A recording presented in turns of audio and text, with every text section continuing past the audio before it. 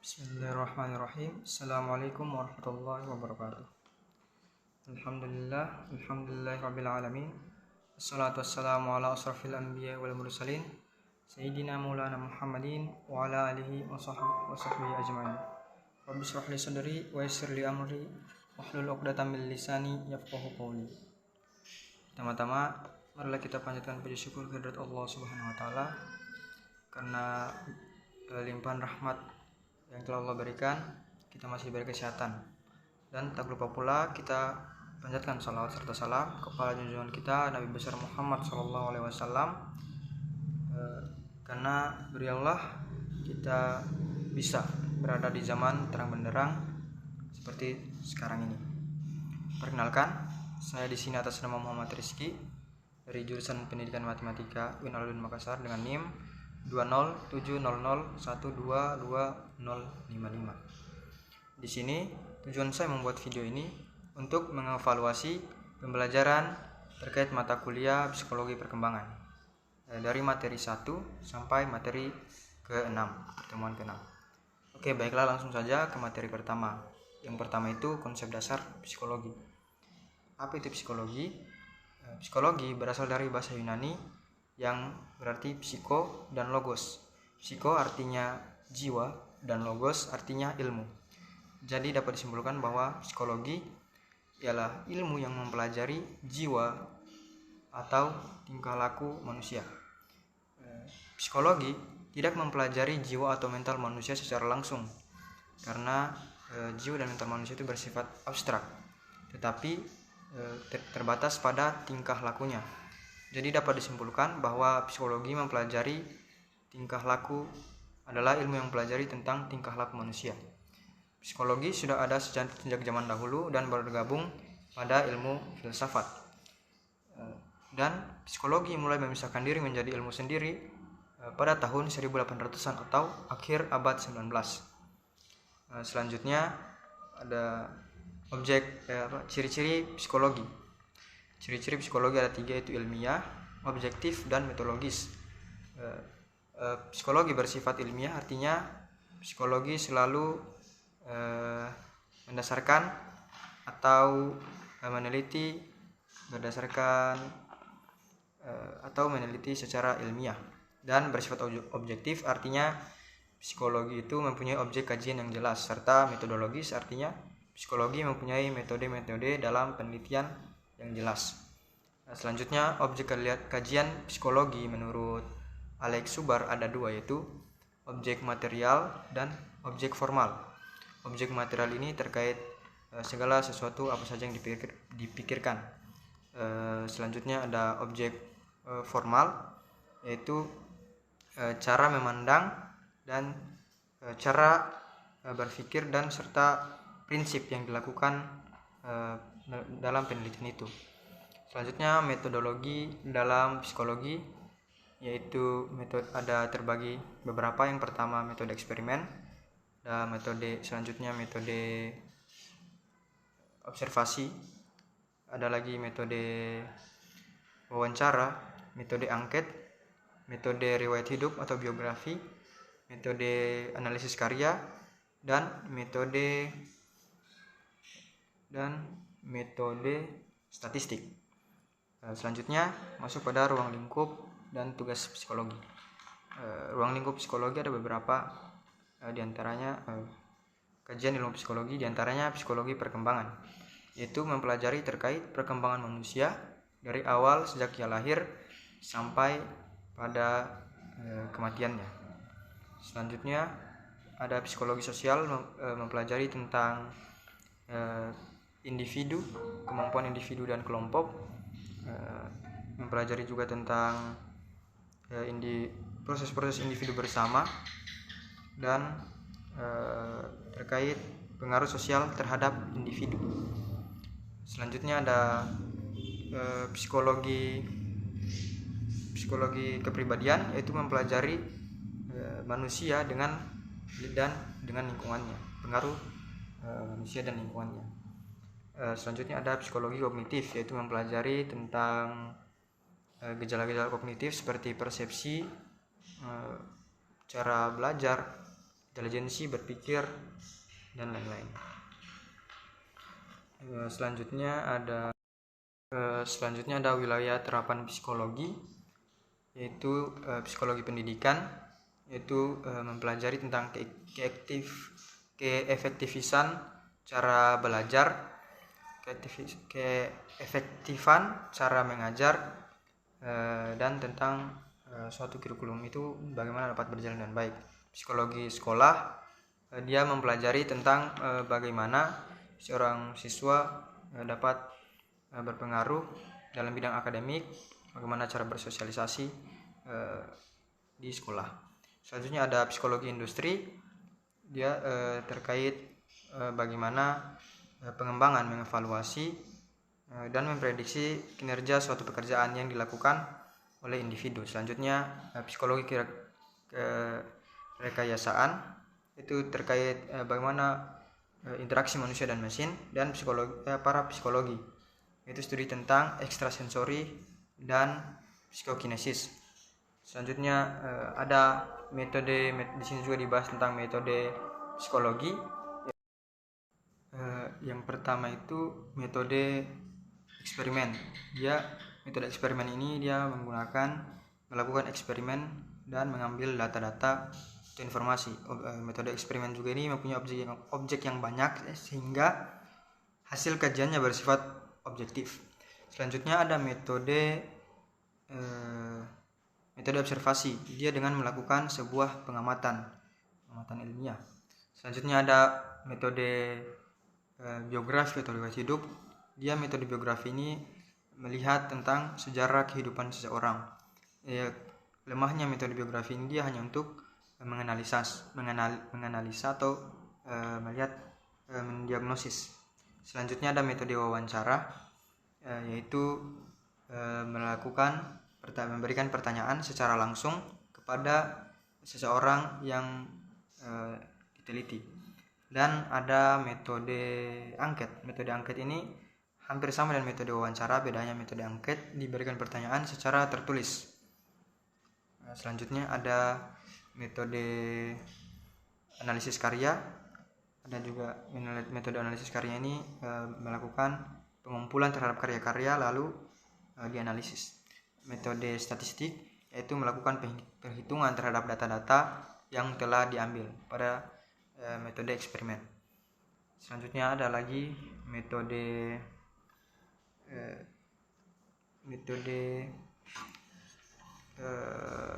pemeriksaan psikologi. Dia melakukan pemeriksaan berupa gejala-gejala psikologi ke psikiater atau psikolog. Selanjutnya ada metode dengan memberikan rangsangan. Setelah diberikan pertanyaan lalu diberi rangsangan. Nah, selanjutnya apa hubungan psikologi dengan ilmu lain?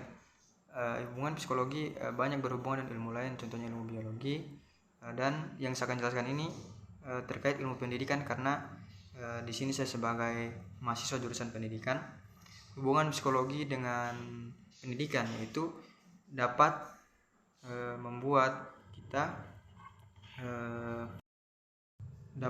kita bisa mendampingi siswa dalam proses akademik, sosialisasi, dan lain-lain. Selanjutnya ada gejala kognitif. Masuk ke gejala kognitif. Gejala kognitif ialah gejala proses jiwa atau proses mental yang dilakukan untuk mengenal stimulus atau informasi yang masuk melalui indera, mengaitkan, menganalisis, serta memecahkan masalah sehingga individu tersebut mendapatkan pengetahuan setelahnya. Selanjutnya gejala kognitif terbagi menjadi beberapa. Yang pertama itu persepsi. Persepsi itu ialah segala sesuatu yang kita maknai lalu kita tangkap, yang kita tangkap melalui indera. Persepsi ini erat kaitannya dengan sensasi. Selanjutnya ada bayangan, yaitu gambaran jiwa dari pengamatan, dan bayangan ini merupakan kesan-kesan saja setelah stimulusnya tidak ada. Jadi setelah stimulus tidak ada lalu menyimpankan kesan-kesan saja, itu dinamakan dengan bayangan. Selanjutnya ada fantasi. Fantasi adalah kemampuan membentuk tanggapan dari sesuatu yang didapat, tapi tidak harus sama dengan tanggapan sebelumnya. Kemampuan membentuk tanggapan baru.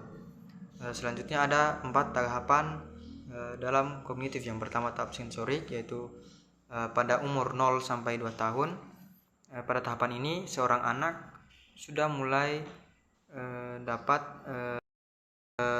dapat menangkap sesuatu melalui inderanya. Selanjutnya ada tahapan praoperasional, dia mulai dari umur 2 sampai 7 tahun. Pada tahapan ini seorang anak sudah mulai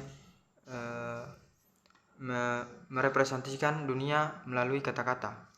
Selanjutnya ada tahap operasi konkret pada umur 7 sampai 11 tahun.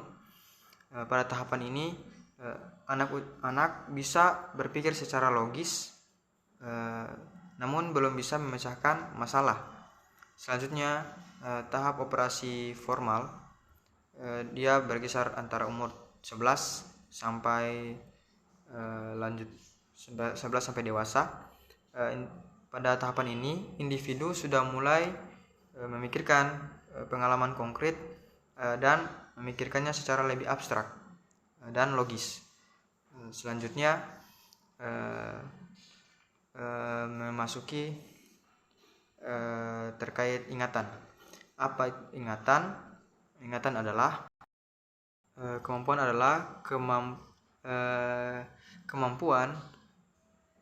ingatan adalah kemampuan untuk mencamkan, menyimpan dan mereproduksi kembali isi kesadaran. Ingatan ini dipengaruhi oleh yang pertama itu dipengaruhi oleh sifat perseorangan.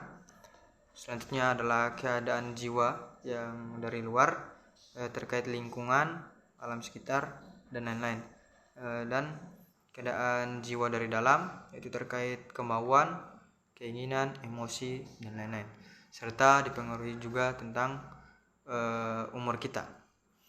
Gejala-gejala ingatan diantaranya itu lupa, amnesia, déjà vu, jamais vu, dan lain-lain. Selanjutnya terkait dengan berpikir. Berpikir adalah gejala jiwa yang dapat menetapkan hubungan-hubungan antara pengetahuan kita. Berpikir ini menggunakan alat yang namanya akal, dan berpikir mempunyai 3 tahapan atau 3 proses, yaitu yang pertama membentuk pengertian. Jadi setelah kita mendapat sebuah pengetahuan atau penglihatan, kita masukkan ke dalam otak, lalu di situ dibentuk pengertian. Setelah membentuk pengertian, maka kita akan membentuk sebuah pendapat atau tanggapan. Setelah membentuk pendapat, maka kita akan membentuk sebuah kesimpulan. Nah, itu merupakan sebuah proses dalam berpikir. Selanjutnya ada intelijensi. Intelijensi ini adalah kemampuan seseorang untuk menyesuaikan diri terhadap lingkungan dengan pikiran menurut tujuannya. Intelijensi ini dia berdasarkan pembagian secara kasar terbagi menjadi 5, yaitu pandai sekali atau berbakat, normal, debil, imbesit, dan idiot. Selanjutnya ada faktor yang mempengaruhi intelijensi, diantaranya pembawaan. Pembawaan ini berpengaruh terhadap intelijensi. Contohnya, seorang anak itu pasti terlahir dari orang tua yang berbeda-beda tingkat intelijensinya. Jadi tingkat intelijensi seorang orang tua ini dapat berpengaruh kepada anaknya. Selanjutnya faktor yang mempengaruhi intelijensi yaitu kematangan. Seorang anak dia itu belum bisa menyelesaikan masalah yang dihadapi. Jadi faktor kematangan ini juga mempengaruhi intelijensi. Berbeda dengan orang dewasa, yang sudah mulai bisa berpikir bagaimana cara menyelesaikan masalah. Selanjutnya, faktor yang mempengaruhi intelijensi adalah pembentukan atau lingkungan. Jadi lingkungan ini sangat berpengaruh juga terhadap intelijensi. Serta yang selanjutnya ada faktor yaitu minat dan pembawaan khas. Jadi minat ini menentukan juga terkait berpengaruh juga terhadap intelijensi kita. Selanjutnya ada kebebasan. Kebebasan juga ini dapat berpengaruh terhadap intelijensi karena kita dapat bebas memilih apa yang kita mau serta metode dalam kehidupan kita. Selanjutnya materi tentang gejala konasi dan afeksi. Apa itu gejala konasi? Gejala konasi adalah kemampuan yang sadar akan hidup dan menciptakan sesuatu yang berdasarkan perasaan dan pikiran.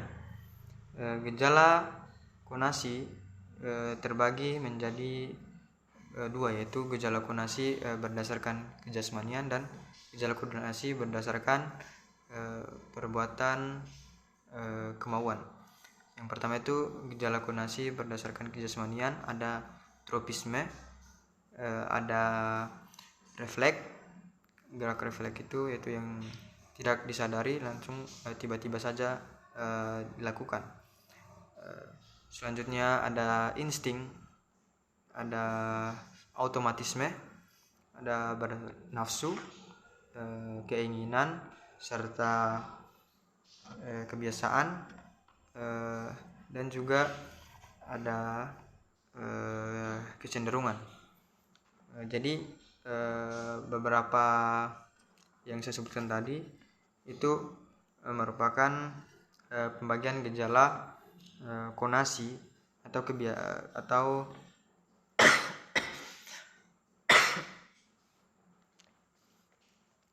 kehendak. Selanjutnya terkait gejala konasi yang berpusat pada perbuatan kemauan. Ada yang pertama itu ada kemauan. Jadi kemauan itu ialah dorongan kehendak yang terarah pada tujuan-tujuan hidup tertentu dan dikendalikan oleh pertimbangan akal budi.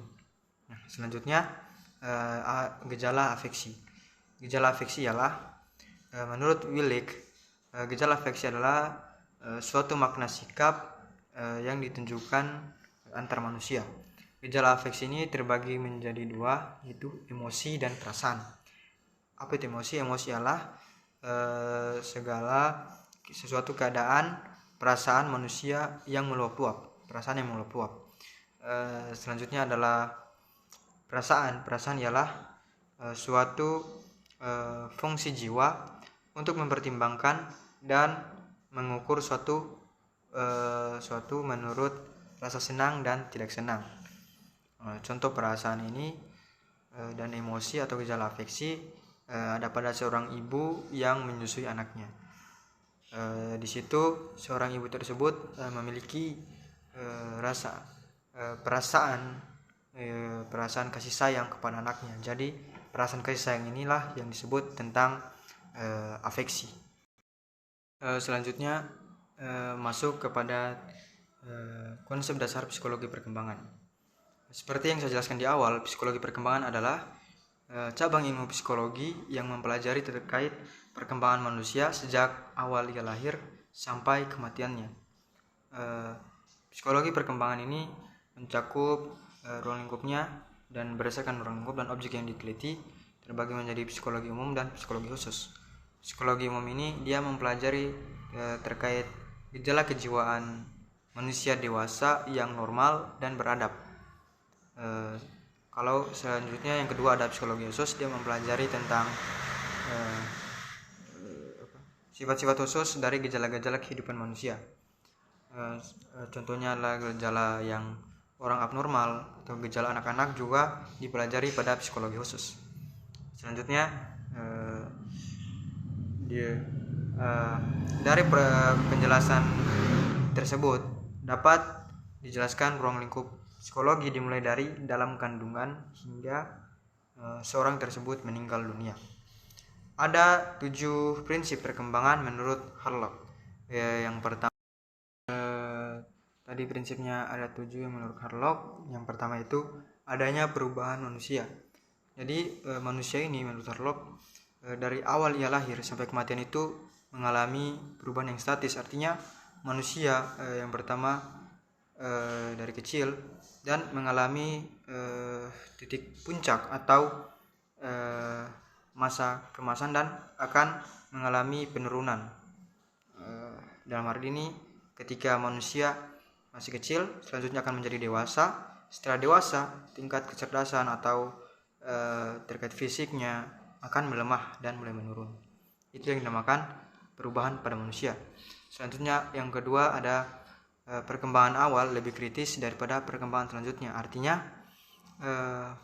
awal manusia atau masa kecilnya ini akan berpengaruh besar pada kehidupannya di masa selanjutnya atau masa remaja dan dewasanya. Contohnya saja, seorang anak yang di dalam keluarga yang tidak harmonis itu akan berpengaruh pada terkait dirinya untuk menjalani kehidupan ke depannya. Bagaimana dia memandang kehidupan, memandang orang tua, dan mungkin perilakunya terhadap anaknya di masa mendatang itu akan berpengaruh. Ketiga yaitu perkembangan manusia merupakan proses dari kematangan dan hasil belajar. Jadi manusia ini mengalami kematangan dan prosesnya dan melalui hasil belajar. Selanjutnya pola perkembangan manusia itu dapat diramalkan. Jadi pola manusia ini dapat diramalkan perkembangannya. Selanjutnya juga yang kelima itu pola perkembangan mempunyai karakteristik yang dapat diramalkan. Contohnya saja manusia itu awalnya dari bayi dia dapat mulai tengkurap, merangkak, lalu kemudian mulai duduk dan belajar berjalan serta mulai bisa berlari, itu dapat diramalkan. Artinya itu dapat terjadi lah ibaratnya setelah berjalan bisa berlari, itu sudah diramalkan sejak dahulu, sudah bisa ditahu. Selanjutnya yang keenam terdapat perbedaan individu dalam perkembangannya. Dalam hal ini individu dalam setiap proses perkembangannya pasti berbeda-beda. Contohnya individu contohnya intelijensinya. Pasti individu yang intelijensi dari orang tuanya, keturunan ayah ibunya mempunyai IQ tinggi, pasti anaknya juga bisa mempunyai IQ yang tinggi. Berbeda dengan anak yang orang tuanya tidak mempunyai IQ tinggi, tapi bisa saja anak yang mempunyai IQ tinggi ini tidak mengikuti seperti orang tuanya jika dia tidak berusaha. Dalam hal ini perkembangan tiap anak itu memang bisa berbeda. Jadi tergantung kemauan dan keinginan seorang anak tersebut untuk menjalani kehidupannya dan belajar. Semua perkembangan itu tergantung dari diri kita sendiri. Jadi kembali ke diri kita masing-masing. Selanjutnya yang terakhir yaitu setiap tahap perkembangan memiliki bahaya yang potensial. Jadi di setiap usia dalam perkembangan itu memiliki bahaya yang potensial, artinya memiliki potensi bahaya. Jadi ini sangat dipengaruhi oleh faktor lingkungan. Mungkin ini saja yang bisa saya sampaikan terkait evaluasi materi psikologi perkembangan. Selanjutnya apabila ada kesalahan kata saya mohon dimaafkan. Wallahul muwaffiq ila aqwamit thoriq. Wassalamualaikum warahmatullahi wabarakatuh.